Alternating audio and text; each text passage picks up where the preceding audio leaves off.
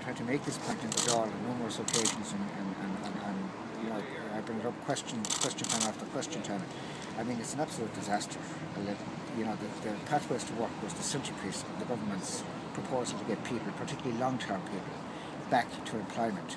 You know, need I say more than the report published in this morning's newspapers?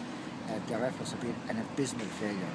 Yet we have a minister who is out every Sunday, depending on what topic she wants to raise. She got to a certain newspaper one Sunday, another newspaper another Sunday, flying kites, one moth-eating kite after another, all concentrating apparently on the job she wants to get, rather than concentrating on the job she's supposed to be doing. So I suppose, what do you think should be done? You know, you're the spokesman on social protection. Is there a better way of addressing it at the moment? Oh, obviously, yes. I mean, well, ironically, the better way is outlined clearly in the government's own programme for government, bringing the private sector in, and making certain changes to deal with poverty traps without necessarily decreasing or increasing social expenditure. They're all laid out there for the minister.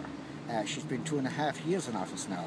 The operation of this on the ground, I can tell you from my personal experience in dealing with people on the ground, is an absolute shambles.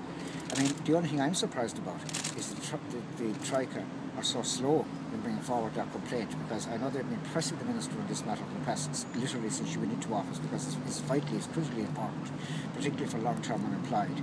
Nothing is happening. I would say that, for example, only about 1 in 20 people who joined the social welfare system are actually being interviewed about, you know, the possibility of getting work or getting retraining or whatever.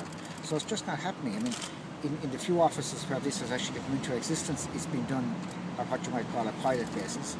The other offices it's not happening at all. It needs to be taken in hand, and I don't think, you know, from previous experience, it doesn't look to me as if the present Minister for Social Protection is the person to take it in hand.